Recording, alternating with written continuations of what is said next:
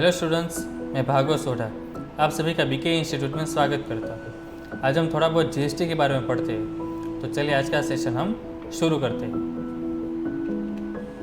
What is direct tax and indirect tax. आज हम tax के बारे में जानेंगे। डायरेक्ट टैक्स क्या होता है और इनडायरेक्ट टैक्स क्या होता है। दो टाइप के टैक्सेस आते हैं। Mean the incidence and burden of the tax. Incidence मतलब जनरेट होना और बर्डन मतलब जो पे करेगा। वो दोनों चीज़ अगर एक ही पर्सन के ऊपर आए तो उसको बोलेंगे हम डायरेक्ट टैक्स। ठीक है, मतलब कि एक ही पर्सन के पास वहाँ पे जनरेट हुआ टैक्स वही पेमेंट करेगा, उसको बोलेंगे हम डायरेक्ट टैक्स। फिर when the incidence of tax is on one person, एक पर्सन पर क्या होता है, टैक्स जनरेट होता है, बर्डन जाता है दूसरे पर्सन के ऊपर, तो कि वो क्या हो जाता है, शिफ्ट हो जाता है। वैसे टैक्स को बोलेंगे हम इनडायरेक्ट टैक्स।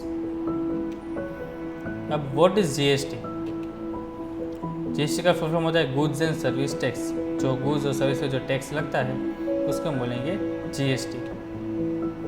एक ऐसा टैक्स है, एक इनडायरेक्ट टैक्स है, इंसिडेंस कहीं और होगा और पेमेंट कहीं और होगा। Indirect tax is commonly levied on supply of goods and service. Indirect tax कब लगता है, जब हम सप्लाई करते हैं गुड्स को तब। It is transactional tax. कैसा टैक्स कहलाता है, ट्रांजेक्शन, मतलब कि जो भी वैल्यू होगी ट्रांजेक्शन की उसके परसेंटेज के मुताबिक वो टैक्स बनेगा, जैसे जो भी ट्रांजेक्शन होगा उस पर। GST is applicable to whole of India. GST पूरे इंडिया में लागू पड़ता है। Features of GST. जीएसटी में क्या क्या चीज़ें आती है, क्या है, कॉम्प्रिहेंसिव इनडायरेक्ट टैक्स। कॉम्प्रिहेंसिव मतलब क्या, पहले बहुत सारे टैक्सेस थे कि सबको निकाल के एक अलग से टैक्स बनाया जिसमें पूरा सब कुछ उसमें आ गया, तो वैसा एक इनडायरेक्ट टैक्स हमारा जीएसटी है। वैल्यू एडेड टैक्स, जो वैल्यू पर साबित होगा, वैल्यू पर बनेगा tax. GST paid is not cost. वो हमारा क्या है, कॉस्ट नहीं, मतलब कि एक्सपेंस नहीं। वो अगर उसकी क्रेडिट अवेलेबल होगी तो आगे देखेंगे कैसे क्रेडिट उसकी आती है। Uniform GST rates in all states.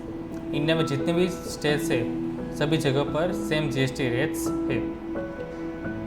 Objectives of GST. GST के ऑब्जेक्टिव्स क्या है, ठीक है, वो क्यों है, कौन कौन से रीज़न है। Common tax for the nation. पूरे इंडिया में एक कॉमन टैक्स, एक same tax. Ease of doing business. इससे क्या होगा, हमारा बिजनेस ईजी हो जाएगा ना। पहले अलग अलग स्टेट के अलग अलग टैक्स रेट्स थे, अब क्या है, सबका सेम है, इसलिए बिजनेस हम आराम से कर सकते हैं। नो कास्केडिंग इफेक्ट, मतलब कि पहले बहुत झंझट होती थी कि अलग अलग टैक्स था, अलग अलग परसेंटेज थे, ठीक है, मगर इसमें ऐसा कुछ होता नहीं है, सेम टैक्स इसमें लागू होगा। Goods become cheaper. जो गुड्स में ज़्यादा टैक्स लगता था पहले, इससे वो गुड्स महंगे थे, जीएसटी के बाद वो क्या हो गए, थोड़े चीपर हो गए। बेटर टैक्स मैनेजमेंट, अच्छे से टैक्स मैनेज कर पाते हैं हम, क्योंकि एक ही टैक्स का अब हमें ध्यान रखना है इसलिए।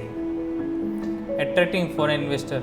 इससे क्या होगा, फॉरेन के जो इन्वेस्टर्स होंगे वो अट्रैक्ट होंगे हमारे इंडिया में। फिर क्लासिफिकेशन ऑफ जीएसटी। जीएसटी में का क्लासिफिकेशन क्या है, कितने टैक्सेस अंदर कवर होते हैं। एक आता है सीजीएसटी, इसको बोलते हैं central goods and service tax. Inter and intra state supply. State के अंदर या फिर दूसरे स्टेट के साथ जब हम बिजनेस करेंगे तब ये टैक्स आएगा। फिर state goods and service tax, मतलब एसजीएसटी, वो सिर्फ इंट्रा स्टेट सप्लाई, स्टेट के अंदर ही वो बिजनेस कर रहा है, स्टेट के बाहर नहीं कर रहा, तो हमें इंट्रा स्टेट सप्लाई जीएसटी लगेगा, एसजीएसटी। फिर union territory goods and service, UTGST, मतलब कि यूनियन टेरिटरी जो होती है, जो जैसे कि देहरादून है, दिल्ली है, वो यूनियन टेरिटरी, उसी में बिजनेस हो तो आएगा इंट्रा यूटी सप्लाई, यूटीजीएसटी। फिर integrated goods and service, IGST, वो किसमें, इंटर स्टेट सप्लाई, दो स्टेट के अलग अलग बीच में जब होता है तब आईजीएसटी लगता है। तो सबके बारे में हम जानते हैं। अब इसका अकाउंटिंग कैसे करेंगे, कैलकुलेशन कैसे होता है जीएसटी का। Tax paid on purchase is called input tax. तो जो भी टैक्स हम परचेज के टाइम पर पे करें जीएसटी, उसको बोलेंगे हम इनपुट टैक्स। जैसे कि input CGST, input SGST, input IGST, ये तीनों टैक्स अगर आपने परचेस के टाइम पे किया तो ये इसका नाम कहलाता है, इनपुट टैक्स। अगर आप सेल्स पे हम जीएसटी पे करते हैं उसको बोलेंगे हम आउटपुट टैक्स, जैसे output GST, output SGST, output IGST. जब परचेस करें तब इनपुट लगेगा, जब पे करें तब आउटपुट लगेगा। इनपुट जीएसटी जो था इनपुट टैक्स वो हमारा कहलाता है असेट्स, आउटपुट टैक्स कहलाता है हमारा लायबिलिटी। ठीक है, परचेस में क्या होता है, हमने टैक्स दिया, ठीक है, किसको दिया, गवर्नमेंट को दिया परचेस के टाइम, तो वो हमारा कहलाएगा असेट। और जब हम सेल्स के टाइम लेंगे तो हमारी लायबिलिटी जनरेट होगी, अब हमें भी देना होगा गवर्नमेंट को टैक्स। ठीक है, जिस पार्टी से हमने लिया सेल्स के टाइम पे जीएसटी, अब हमें गवर्नमेंट को देना है, तो वो हो हमारा लायबिलिटी। तो वैसे वो असेट है और ये लायबिलिटी। कैस क्यों असेट है वो, अब वो देखते हैं हम आगे की स्लाइड में। Concept of input tax credit. GST paid on purchase of good और services allowed to set off against the GST be paid और सप्लाई ऑफ गुड्स और सर्विस। हमने जो भी जीएसटी पे किया परचेज के टाइम, ठीक है, हम उसे सेल्स में जो हमें जीएसटी पे किया उसके साथ हम सेट ऑफ कर सकते हैं। परचेज के टाइम हमने पे किया, सेल्स के टाइम हमने रिसीव किया, दोनों को हम सेट ऑफ करके उसको हम क्या करते हैं, अपने कम कर सकते हैं। कैसे, चलिए एग्जांपल देखते हैं। तो हमें क्या मिलती है, इसमें इनपुट टैक्स की क्रेडिट मिलती है। ठीक है, इसलिए हमारा इनपुट टैक्स क्या है, हमारा असेट है, ताकि इसका हमें बेनिफिट मिल सके। फिर अकाउंटिंग एंट्री ऑफ परचेज। अब परचेज जब हमने किया और जीएसटी पे किया तो उसकी अकाउंटिंग एंट्री क्या आएगी।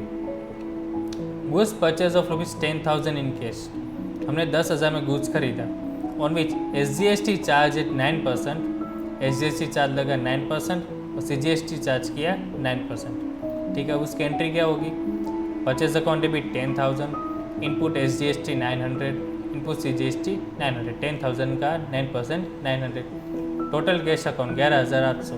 हमने कितना पेमेंट किया, टोटल 11,800 किया। ये थी परचेज की एंट्री। अब सेल्स की एंट्री क्या होगी, हमने जो गुड्स अभी 10,000 में खरीदा वो हम प्रॉफिट में सेल करेंगे ऑब्वियस, तो 15,000 रुपये का हमने वो प्रॉफिट में क्या किया, सेल किया, तो उसमें सेम चार्ज लगा 9% और 9%। यहाँ पे टैक्स का रेट क्या हो जाएगा, चेंज हो, क्योंकि वो 10,000 पे लगा पहले, अब लगेगा हमारा 15,000 पर। इसकी एंट्री क्या होगी, cash account debit to sales account 15,000 और उसका 9% 1350, टोटल अमाउंट आती है 17,700। ठीक है, तो ये हमने रिसीव किया। ठीक है, पेमेंट कितना किया था हमने, 10,000 में 900 रुपये, हमने रिसीव कितना किया, 1350। इसका सेट ऑफ कैसे होता है वो हम देखते हैं। Set off credit on purchase we got 900, जैसे मैंने अभी आपको बोला, हमने 900 में रिसीव किया, और सेल्स के टाइम हमने 1350 क्या किया, रिसीव किया, 900 हमने पे किया। अब 1350 हमें टोटल देना था किसको, गवर्नमेंट को, क्योंकि हमने वो रिसीव किया था, मगर ऑलरेडी हमने परचेस के टाइम 900 रुपये पे कर दिया है।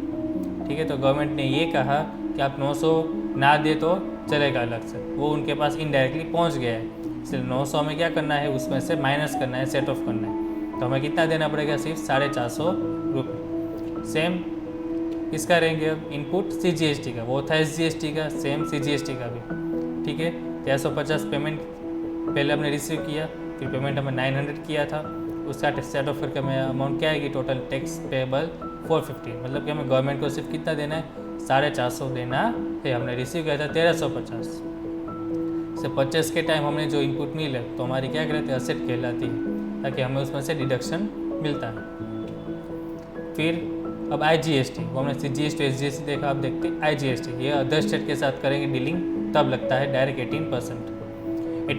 वो डिवीजन होता है 9 यहाँ पे डायरेक्टली 18%। इसकी एंट्री क्या आएगी, purchase account debit 10,000, input IGST 1800, to cash account 11,800।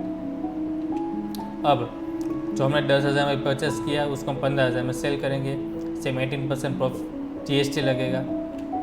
इसमें क्या आएगा, 15,000, आउटपुट आईजीएसटी आएगा 2,700, टोटल कैश 17,700। इसका हम कहते हैं सेट ऑफ।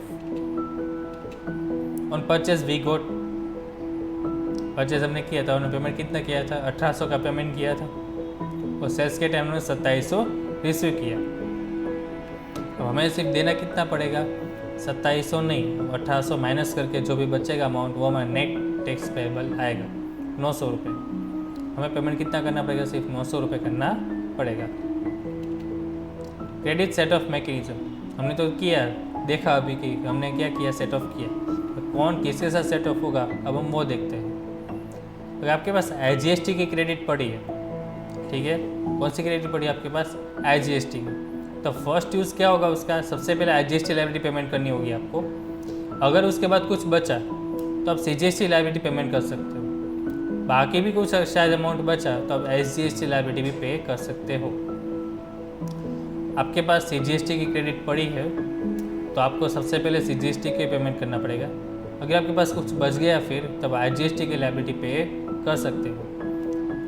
जब आपके पास SGST की क्रेडिट है तब सिर्फ SGST की पहले लायबिलिटी पे करो।